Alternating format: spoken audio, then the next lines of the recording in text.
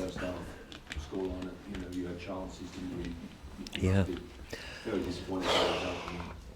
Yeah, I mean, look, we've give poor goals away, which if we've one thing we've done this season is prided ourselves on not giving much away. In the first half, that's as good as we've played on a big stage. That's as good as we've played for a long time. However, we've made a mistake, and we've got punished in the second one. And when you analyse the third one and the fourth one, all of a sudden it becomes a little bit of a shock, really, because nobody really expected it. But it's the frustration of that, really. But that's the Premier League. You make a mistake at this level, and you get punished. And we've been punished a couple of times. Even when we got to 2-0, we had big chances and didn't take them. And there lies our Achilles heel. We've had one or two really big opportunities and made the wrong choice and pass or cross.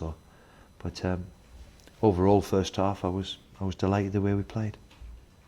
Steve, was it harsh words said afterwards? Was it like the Leicester game, or was it? No. No.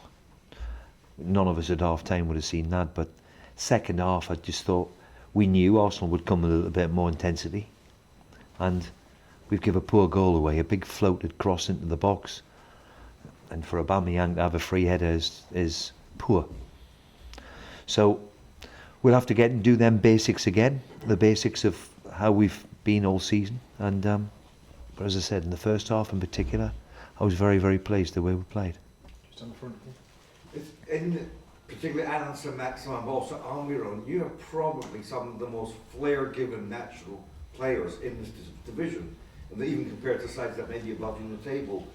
Is the challenge for you to not lose the unpredictability they bring, or somehow cementing a more aggressive and defensive streak around them so that maximises what they do give you? Well, they certainly give us a flair. I think what both of them have to improve on is the final thing, the finish, or finding a pass, or making an assist. Certainly, they're both very, very good players. They're both young, so they've still got a bit to learn. But certainly, I know they're a threat, and in the first half in particular, they were a big threat. They'll be a big threat to any team. The big thing is to harness it, and can we have a bit more creativity and still have the same resilience is the question all the time that I try and find. And how do we find a system what suits them too? So that's for further on. It's kind of related. Sorry, Scott. Sorry, fourth on the left. Sorry. Steve, are you worried about Joelinton's lack of goals? Am I worried? Well, we'd all like him to have 12 or 15. I was pleased with his performance again today. And he does a lot of unselfish work outside the box. And we have to now find a way to get him in the box for the crosses that Alan put in, for example, when he took him on. But he's played a lot of his career to a side, and not played as an out-and-out number 9. So he's 22-year-old. There's a lot he's got to learn and give. But certainly the way he played again today has been him. But obviously, all strikers are judged by scoring a goal. Just 3 of his 47 touches were in the opposition box. How do you get him to be less unselfish? In the opposition box? Yeah. Really? Seems a strange stat. We have to find a way of scoring more, and certainly Joe have been a little bit more selfish. In my opinion, he has to probably stay between the 18-yard boxes. And as I said, for the team, he's a great team player. But your centre forward is always judged on how many goals you score. Scott. Just how kind of worrying, Steve, was how ragged it became in the second half, because the more you try and open up, the more you try and maybe be a bit more adventurous. Well, I've said many times that I don't think that's why we're not capable of changing. I know we changed for the and in that change we had 2 big opportunities. But we did become ragged. You lose at the other end. Yeah, and we lose it at the other end, and we're too open. I have to say, Martin's been fantastic all season, and it's a poor mistake. And then when you see Lacazette hit one shot and hits his other foot and goes in the top corner, then you know it's not your day. So I think we'll just have to all move on from it, but that is a concern. What about people coming back next week? think there's any? We hope. I mean, they've trained 4 or 5 days, but with muscle injuries, we've erred on caution a little bit.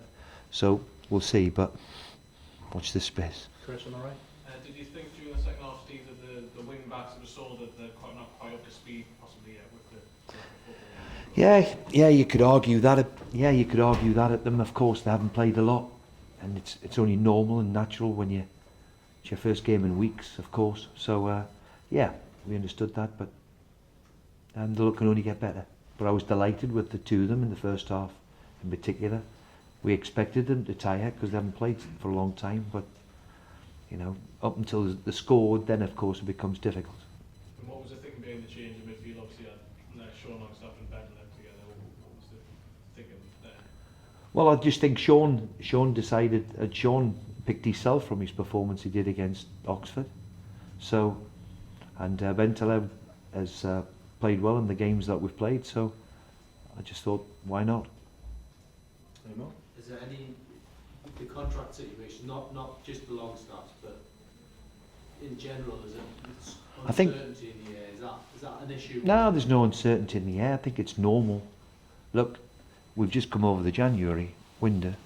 Yeah. We've now got 2, 3, 4 months now to start talking, which already has happened. There's no real sense of urgency at all. Of course, the big one is young Matty. But we'll keep trying. We'll keep plugging away. Next 3 games, Palace, Burnley, Southampton. Is it fair to say that after those 3, we'll probably have a good idea where we're looking for the last month? Possibly, yeah. I mean, you hope it goes your way, but you know, we've given ourselves a decent platform. As I said, I was really, really pleased with us the way we played today, first half in particular. So we've got to maintain them standards. I still think we've got a couple to come back who can help us, and of course the ones who need games, they'll be better for the game today. Okay. Thanks everyone. Thank you.